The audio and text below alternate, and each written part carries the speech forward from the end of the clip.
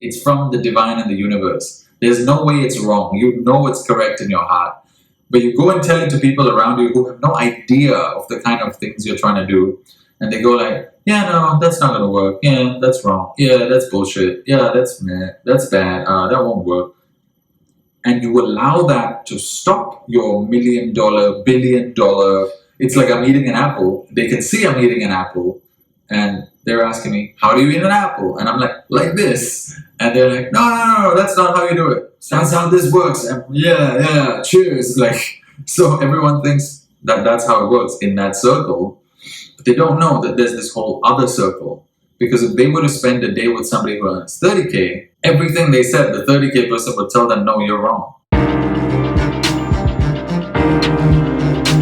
Alright guys, so in this video, I want to tell you about what to do and how to react and how to treat the scenario when somebody tells you you're wrong. And the reason I'm laughing is because this has happened so many times. And I think it's important for us to learn to laugh at ourselves and the predicaments that we land ourselves in. So we're humorous, we're laughing, we're jovial, and with that kind of energy, you can really tackle what's coming to you. I understand that some of you who might be facing this right now might not feel like laughing, but I'm here to cheer you up, alright? Now, a lot of you could be on this video because you're frustrated in life, you're sad, you're arguing with someone, you're fighting, you're looking for self-help, and so on and so forth. The most important thing to keep in mind when somebody tells you you're wrong is that they're speaking from their perspective, which means that they may or may not be accurate. As you can tell, the title of this video is not how to find out if you're wrong. The title of this video is when someone tells you you're wrong. And this video is to help you understand the entire perspective and view from an outside look to really calm yourself down and not overreact. So in my life, I've been told I'm wrong several times. In fact, I think I get told I'm wrong several times on a daily basis, whether I'm arguing with my daughter, my wife, my helper, my parents, friends, colleagues, so on and so forth. This is an everyday part of everyone's life. So a very important thing, and I think some of you might identify, is what people do when they say you're wrong, is they sometimes get very forceful and they get a little angry and they get a little stern. Now, this is expected because a very whole, balanced, calm, peaceful, loving, and relaxed human being would probably not tell you something like you're wrong, unless they're really a subject matter expert. But usually calm people don't go around going, you're wrong, you're wrong, you're wrong. Nobody does that. So people who say this would be rather charged and rather angry. And here's one I've heard a lot of times, this phrase about, this is how it works. That's how it works. That's not how it works. These are all phrases you hear when somebody's trying to prove a point, right? Or they're angry. A very common one, because I grew up in the middle class, is I kept hearing my parents or other people, friends of parents or other friends I met or their parents, say things like, no, that's not how it works. This is how money works. This is how you got to do it. Now, these are people who are earning, or at that time, were earning 3K a month. I'm not trying to say that, oh, if you earn a certain income bracket, you're wrong about things, obviously. What I am trying to say, though, is that they're speaking from a 3K a month perspective. And by the way, this might be a topic for a separate video where the amount of money you earn is directly proportional to the impact you're making on the planet. But let's save that for another video. So these people are speaking from a 3K perspective when we were having that argument on money. Now they go, this is how it works. This is it. They go crazy. And then I speak to someone who's earning 30K a month, and every single answer is the exact opposite. Could that be a coincidence? I don't think so, because I've repeated this with several people earning 3K and several people earning 30K a month, and the answers are always different. Why are they different? They're different because the person who's earning 3K is telling you how stuff works, and they are accurate, but they're accurate in telling you those things from the perspective of a person earning 3K, or how it works for a person who earns 3K, because that's how their lives go. Because one of the things I told you earlier was the impact based on how much they're making, but it's not just the impact, it's really how they live their entire life. Because how much you earn is not just a result of the impact you make, it's also a result of your mindset, your habits, your daily life, probably where you live, probably who you hang around with, probably the stuff you heard growing up, probably the books you read, the programs you watch on TV, and so on and so forth. So the lives are largely similar, and therefore they're right because all the friends around them are going, "That's how this works." And yeah, cheers. Like, so everyone thinks that that's how it works in that circle, but they don't know that there's this whole other circle. Because if they were to spend a day with somebody who earns 30K, everything they said, the 30K person would tell them, "No, you're wrong," or they might have a disagreement. And both of them would have proof. And I think because the 30K person would go, "See, this is how it works. Because look." And the 3K person would be like, "No, this is how it works. Look." And both of them would be right about their own lives. But then if they both have eyes and brains, they would see that, hey, we're both right, just about different kinds of lives. So it's the same thing. So when somebody tells you you're wrong, I would like to urge you to take a step back and first understand where those people are coming from without reacting and stressing yourself out, or worse, discrediting yourself or discouraging yourself or losing confidence in whatever idea you might have had or whatever you were trying to propose. That is the worst thing that can happen. And the same has happened to me many times, but now I've learned, and now I've reached a point in my life where that really doesn't affect me anymore because I have proof from my own life to know that, hey, what I was saying was correct for me from a place of listening to my own soul, and then the real world results follow after that. I'm going to give you a few examples so you can identify with it and hopefully bring this kind of new perspective into your life and make your life much, much happier. So one of the first few things that happened, I remember when I was very young, we used to go to school, to primary school in Singapore, in the school bus. I used to be quite inquisitive and curious and very nature loving, and I would dabble in different things like I still do to this day, a little bit of sports, a little bit of nature, a little bit of this and that. So I'd come to school in the school bus, excited to share with a couple of guys, let's just call them Jack and Joe to protect their identities, because I don't want any of you getting mad at them. So Jack and Joe, they were both from the same country. Their parents were immigrants from there, just like my parents were immigrants to Singapore, and I came here when I was 8 months old, and I lived here all the way. And so I'd come to the school bus with these ideas and things I've read in books and things I might have watched on TV or an interesting documentary and so on. And Jack would just reply to me and go, "Can't be, Zephyr, can't be, that can't be." I was like, in my mind I was thinking, what the hell do you mean, can't be? It's a fact. So I told him, "What do you mean? It's a fact. What do you mean, can't be? It's in this book, look," right? Or it's in this documentary, go watch it.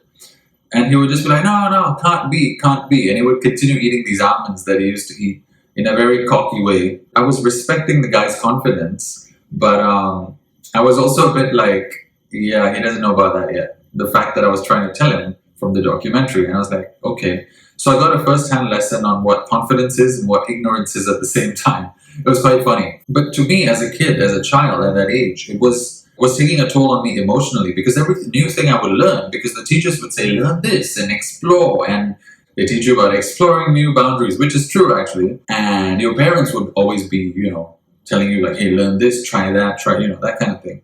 And so when I got there, I was like, hey, this is what I learned. I was assuming they would be happy to learn along, but they were not. They were conceited and arrogant, and they were a bit stuck, if I may.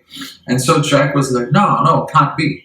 And so this was starting to affect me emotionally. So I would go home and tell my mom, like, there's this kid who, after I learn all these things you tell me to learn, or I'm enjoying learning, when I go tell them about it, he goes, can't be. I feel like smacking him in the face. And she was like, well, don't smack him in the face. That wouldn't be nice. But you can tell him that, hey, look, this is affecting me emotionally and it's making me sad. Do you want to keep making me sad? And I was like, okay, yeah, just be honest. It's a good concept. Thanks, Mom. So I went to school and I told him that on the bus. The next time he said can't be, I said, Jack, could you please stop saying can't be? Because these are obviously facts. They're proven. So unless you want to hurt me or you want to directly argue with these authors, in which case, please go ahead, write them a mail. But I'm just telling you what I learned. So why do you keep saying can't be? It sounds rather funny, actually. And I think he got the message and he stopped from the next day. So that was the first time I used to be told I was wrong. And I was like, These are obviously facts, so can't be wrong. The next time that started happening was when I was starting to get first in standard in primary school as well, from primary three onwards, because my mom piled this stack of assessment books on me every day. So, I mean, if you study that much, you can't help but become first because nobody else in the standard is studying that much. So it's quite logical you be first. You put in the most effort. So, in those times, I would go to school a little sad because I had to study so much and not enjoy like everyone else, but a little happy that, oh, I'm going to be first, at least I have that. And I would go to school, and sometimes when somebody would ask a question or something academic, and I knew the answer, I would try to help. But then there would be people, which is so funny to me, who were coming 7th, 8th, 9th, 10th, 11th, and whatever, argue their point to the T, no, it's this way. And you're like, okay, I'm the guy who's coming first. I just told you, in case you want to come first too, I'm giving you the correct answer. Free. Do you want it? Those are the thoughts running through my head. But no, we don't want the answer. We just want to continue doing what we're doing. Okay, all right, that's your journey, right? And as kids, I think we're less pushy than adults. I'm just making a generalization here, but we're less, or at least I was less eager to correct. I was more within my soul calling, as I like to call it, and more divine in that sense, which would be letting everyone live out their own journeys their own way. So I wouldn't really correct them, but I was just odd. It was just odd. But they'd just be like, no, you're wrong, Zephyr. I'm like, okay, sure. And then when the exam results come out, I beat all of them. And I was like, don't people learn? Don't people want to learn from people who are better? Because I've always wanted to learn from somebody who's doing better than me at something. Always. In my mind, that's a surefire way to get better. You just ask the person who's doing it right. It's so simple, but people's egos and arrogance often comes in the way and stops them. So even for you, you might know something. It might be anything. It might be an argument over finances in the household. It might be an argument about how to write a book. Maybe you're already an author, but the person you're arguing with does not know you're an author, and you're telling them how to do it, and they're like, nope, you're wrong. It could be your dad talking to you from the perspective, like Kiyosaki's Rich Dad, Poor Dad book. Your dad who's earning 3K telling you about how the world works. And then you're like, yo, but my aim is to earn 30 million a month, not 3K, not 3,000 a month. And then you're talking to a man or woman who's telling you about how to earn 3K a month, or maybe they earn 3K, that's their world perspective. They're going to tell you you're wrong. Because if you've been hanging out with people who are telling you the opposite, they're just going to go, you're wrong. And if you listen to them, and they're not the people who are doing what you're doing. I actually have another video coming out called Who to Listen to. So wait out for that one. They're not going to know what you're trying to achieve. So please don't let their guidance or advice or life wisdom, which is wisdom actually, because they've walked a path, but it might not be your path. So take the lessons from them, say thank you, and apply them as best as you can into your life. Some might work, some might not work, depending on where you're trying to go. Yeah, so that's my sincere and humble advice and guidance on this topic, because a lot of people, when I was trying to give them advice because they asked on topics that they didn't know, each time I would give them the advice because I'd done it, they would reply back with something they read somewhere, and they would say no, but this author said da da da da da da da. And I was like, you're asking me how to start an online course, for example. I just started an online course. This was in 2020. And it's doing well.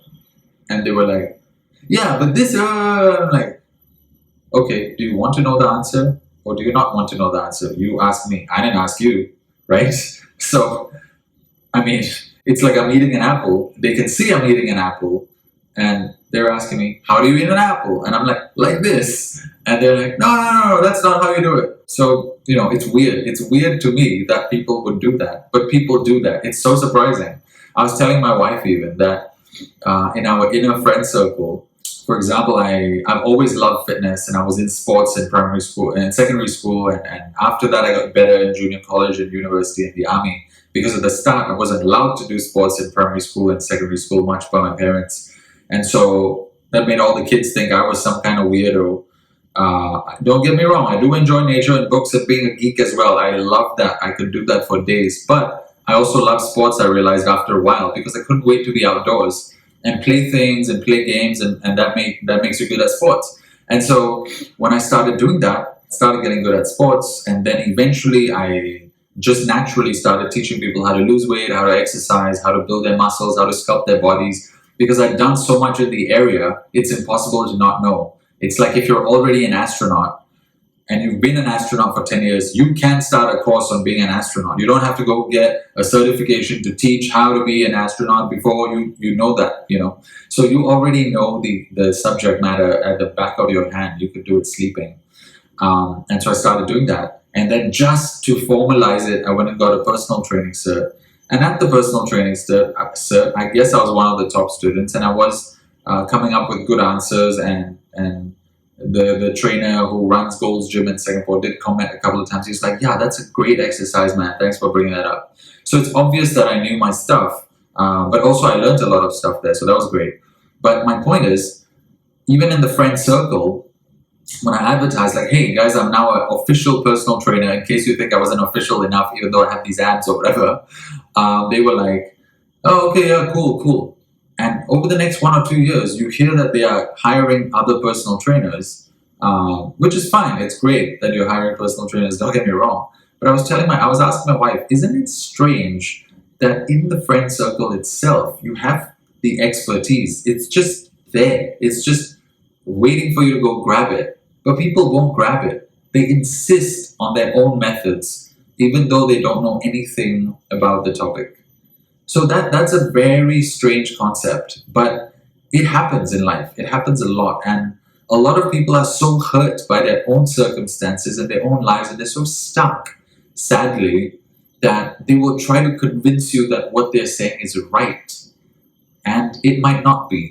So you should go think for yourself and really decide what's right for you. And please, a couple of things. One, don't react to what they're saying in a negative way for you. Don't harm yourself and get so sad, and just really try not to be emotionally affected as hard as you can by what they're saying. Do something else. Look for proof outside from people who are doing what you're trying to do, because they are often going to give you the correct advice. And when they do listen to them. If they tell you that you're wrong for a particular goal, and they are the people who are achieving what you want to achieve, then do listen to them, of course. And then you very well might be wrong, and then you can do the right things and go get there. That's called learning.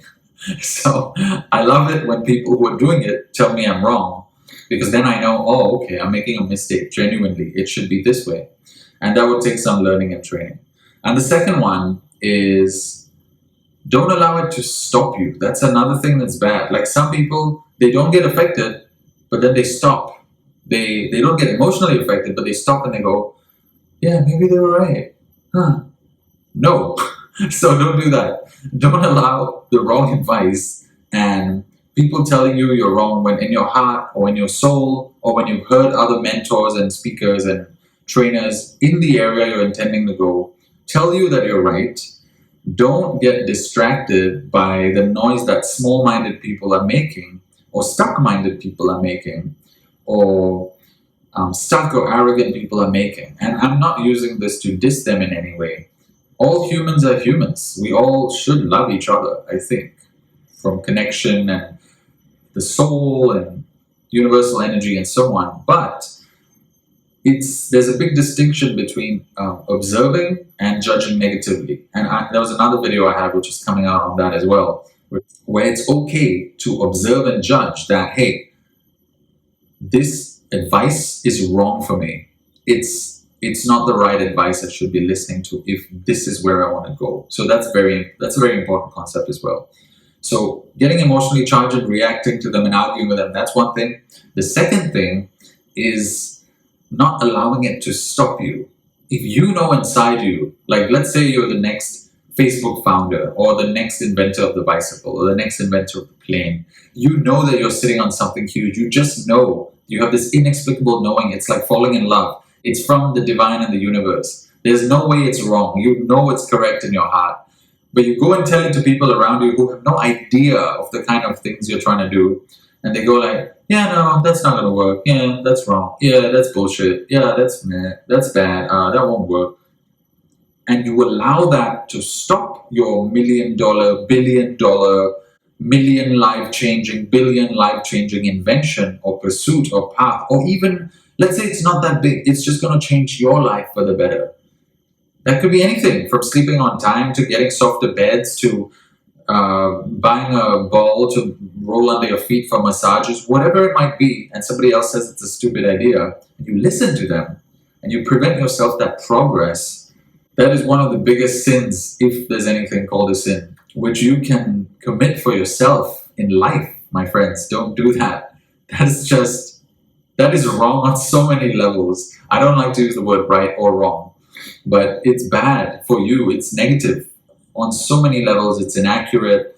It's not becoming of who you are. It's not in line with listening to your soul and living the most blissed out, fulfilling, happy, satisfied, hardworking, inspired, engaging, excited, restful, amazing life you can live. It's just out of line with that.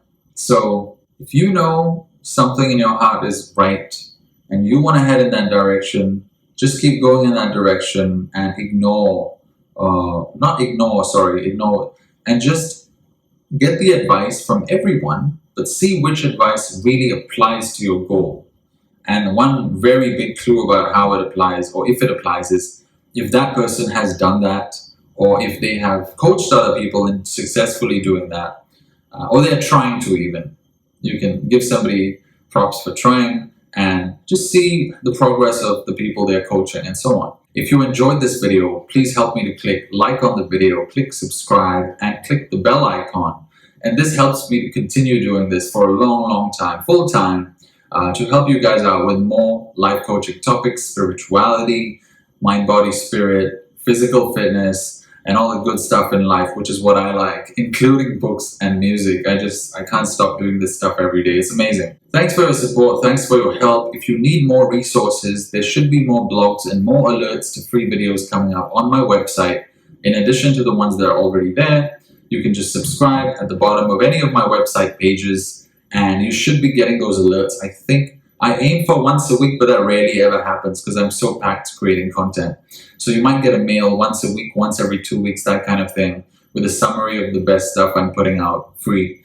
That's all for this topic, my friends. I hope you enjoyed that. My name is Zephyr Khambatta. I live in Singapore. I'm a spiritual life coach. I went through a very interesting journey in my life, from being the top student to dropping out, doing interesting things in music, achieving great stuff, and so on and so forth. And I now teach all these through my website and my firstname.lastname.com. You can just find it on my YouTube banner. Or you can join up my group on Facebook called 3-Part Human. We talk about life success and spirituality there. The link is in the description to this YouTube video. Thanks so much for tuning in.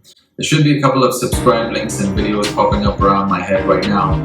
So please subscribe to this channel or watch those videos. I hope you enjoy them. If you do, please click a like, subscribe on this channel, and hit the bell icon. And that helps me to continue doing this for a long, long time. And I hope you live the most inspired and amazing life you can live. And let's try to do that for everybody. Thank you, and bye-bye.